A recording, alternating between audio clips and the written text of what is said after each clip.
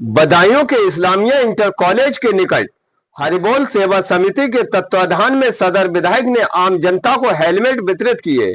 खबर बदायूं से है।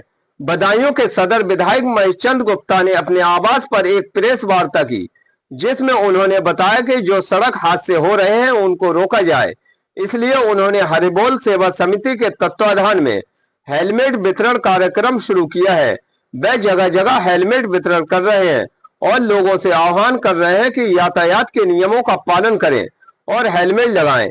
इस्लामिया इंटर कॉलेज के निकट आम जनता को उन्होंने हेलमेट वितरण किए और उनसे कहा कि हेलमेट लगाकर चलें और यातायात के नियमों का पालन करें, जिससे सड़क पर हो रहे हादसों को रोका जाए।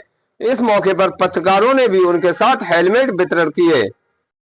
6 मार्च को मैं डीएम निधि श्रीवास्तव जी के पास बैठा था और उन्होंने कहा कि सर 396 मौतें ऐसी हो गई 24 में जिन पर हेलमेट नहीं था।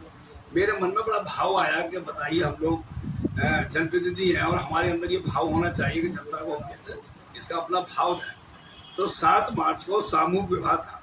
7 मार्च को सामूहिक विवाह था। अचानक जब गाड़ी में बैठा तो मेरे मन में ये भाव आया, कल जो शादियाँ होंगी जिसमें 162 जोड़े थे, तो मैं क्यों ना प्रत्येक जोड़े को एक एक हेलमेट दूं।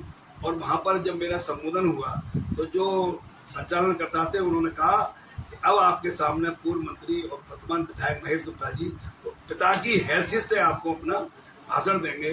खैर, मैंने सब बात कहते कहते अंत में मैंने उन बेटियों से कहा, बेटियों मेरी बात आप दिल पे ले लेना। इस तरह से जब आदमी कोई व्यक्ति मरता है तो वो तो स्वयं खत्म होता ही है, लेकिन उसके घर में हाहाकार मचता है।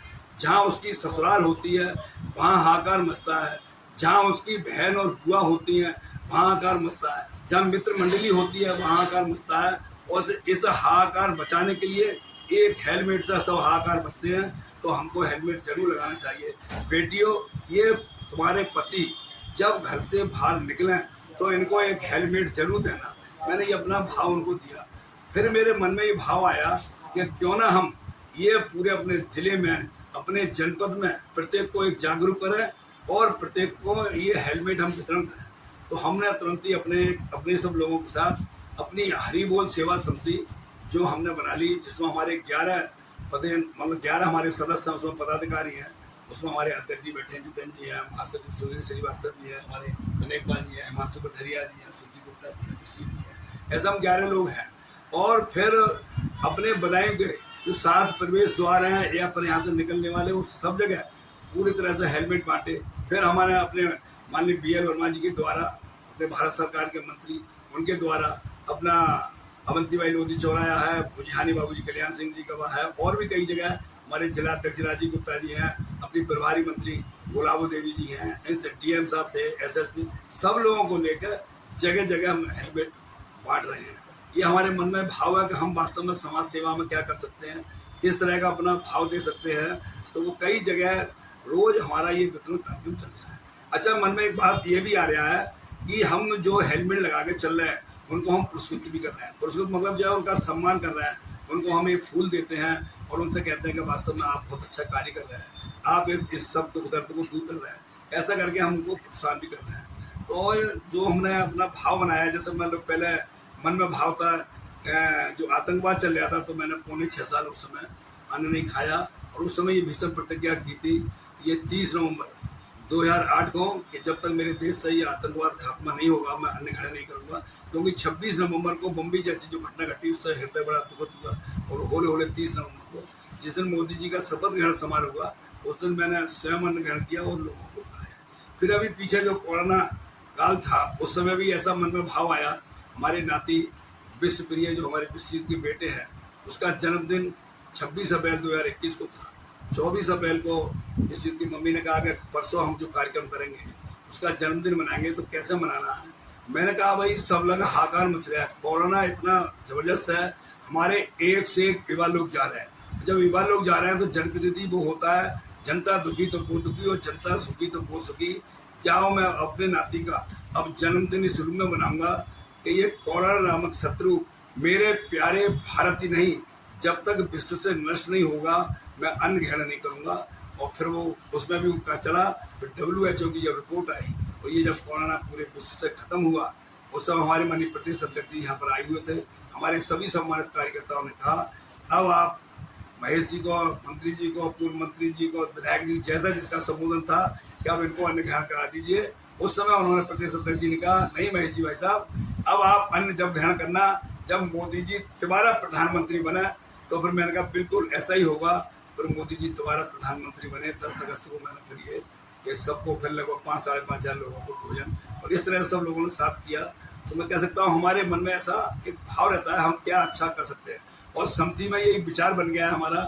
जैसे अभी पीछे अपने हाई स्कूल और इंटर कॉलेज में जो बच्चे पास हुए थे तो हमने कहा टॉप 10 हाई स्कूल में, टॉप 10 इंटर में ऐसे हम करेंगे। लेकिन वो 4 बच्चों के नंबर बराबर समतल थे तो 24 बच्चों को लाकर उनको था बहुत अच्छे रूप से उन्हें प्रस्तुत किया। अब फिर हमारे आज अभी हम फिर तुरंत एक कार्यक्रम करेंगे जिसमें हमारे CBSE बोर्ड में बच्चे आज टॉप हुए हैं। ऐसे ही उन बच्चों का फिर 2:30 बजे फिर कार्यक्रम करना है। तो मन में भाव है कि हम कितना अच्छा कर सकते हैं, जो हमारा मंत्र है वो कैसे कारामत हो।